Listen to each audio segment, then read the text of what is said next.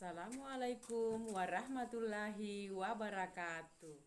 Anak-anak sudah siap untuk belajar? Iya, pasti sudah siap ya. Anak-anak macamku yang hebat. Nah, hari ini kita akan belajar di tema 5, pengalamanku. Subtema 3, pengalamanku di tempat bermain. Pembelajaran 6, khususnya yang ada di buku siswa pada halaman 160 sampai halaman 166. Mari kita bersama-sama baca doa agar apa yang kita pelajari hari ini diberkahi dan bernilai ibadah. Berdoa dimulai. Bismillahirrahmanirrahim. Rabbi zidni ilma warzuqni fahma. Baiklah, nah, sebelum kita masuk ke materi, Ibu akan menyampaikan apa saja yang menjadi tujuan pembelajaran kita hari ini. Adapun tujuan pembelajaran kita hari ini, yang pertama, dengan menggunakan teks puisi Nyiur Hijau, anak-anakku dapat membaca puisi anak tentang lingkungan dengan lafal dan intonasi dan ekspresi dengan tepat. Dan yang kedua, yaitu dengan menemukan kosakata baru yang terdapat dalam puisi anak. Anak-anak caku dapat mengerti dengan kosakata baru yang terdapat dalam puisi anak tentang lingkungan dengan tepat. Yang ketiga, dengan membaca teks pendek tentang panjang ukuran kaki Beni, anak-anakku dapat menentukan konversi satuan panjang dalam sentimeter, meter dengan tepat. Dan yang keempat adalah dengan membaca teks membersihkan dengan sesuai Pancasila, anak-anak macaku dapat menunjukkan contoh perilaku di sekolah yang sesuai dengan sila kelima. Nah, anak-anak macaku yang hebat, itulah tadi tujuan pembelajaran yang akan kita capai dengan baik. Nah, mari anak-anak belajar bersama-sama dengan penuh semangat ya. Nah, dengar Ibu Guru ya, Ibu akan menceritakan wacana di bawah ini. Beni itu anak yang rajin. Hari ini Beni menulis puisi. Puisinya berjudul Nyiur Hijau. Pada jam istirahat, Beni tersebut membaca puisi di depan temannya. Nah, mari anak-anak kita membaca puisi dengan lafal dan intonasi dengan baik dan benar. Nyiur hijau, ciptaan Elma. Nyiur hijau di tepi pantai, siar siur daunnya melambai, padi mengembang kuning merayu, burung-burung bernyanyi gembira, tanah airku tumpah darahku, tanah yang subur kaya makmur, tanah airku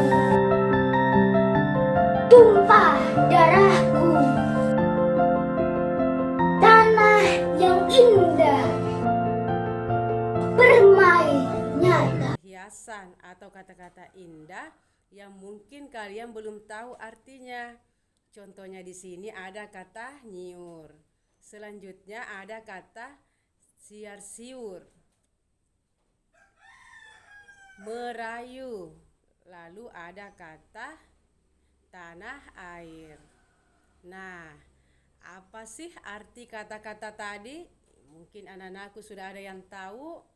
Kalau belum, mari kita cari tahu bersama-sama ya nak. Nah, anak-anak macan yang hebat, dari setiap kosakata tadi ada artinya. Contohnya di sini ada kata nyiur. Ada yang tahu apa itu nyiur? Iya, betul sekali. Jadi, nyiur itu artinya kelapa. Nyiur hijau berarti pohon kelapa yang hijau.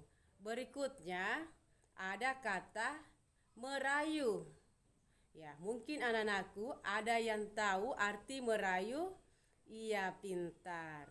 Jadi, merayu artinya menawan hati atau menyenangkan hati. Contohnya di sini merayu ibunya supaya membelikan mainan. Dengan kata lain, membujuk. Berikutnya ada kata tanah air. Ya, apakah itu kata tanah dan air? Itu makna lain. Kata tanah air itu artinya adalah negeri tempat kelahiran kita, atau tempat lahir kita adalah negara Indonesia.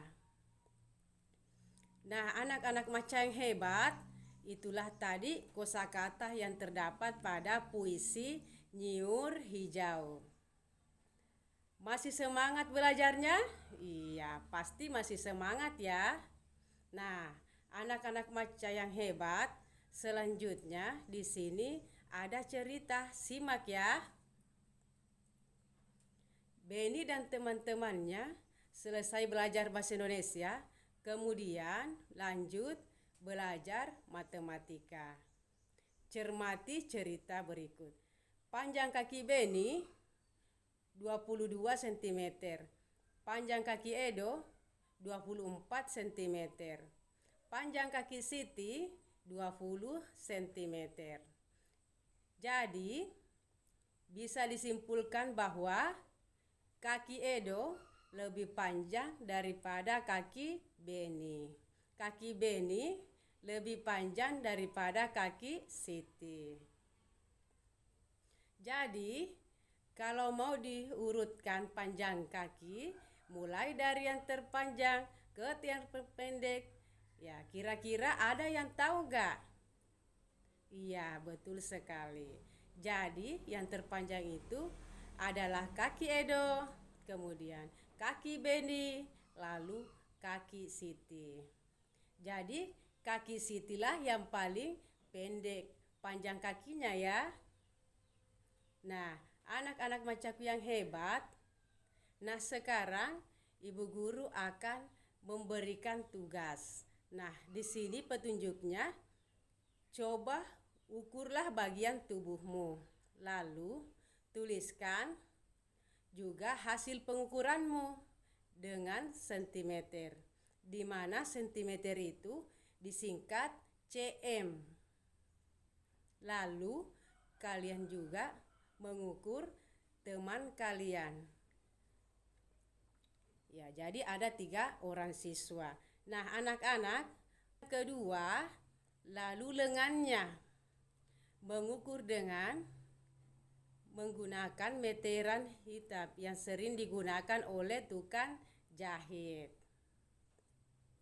Lalu yang ketiga, mengukur bagian pinggang. Dan selanjutnya misalnya mengukur anggota tubuh lainnya, misalnya mengukur jari,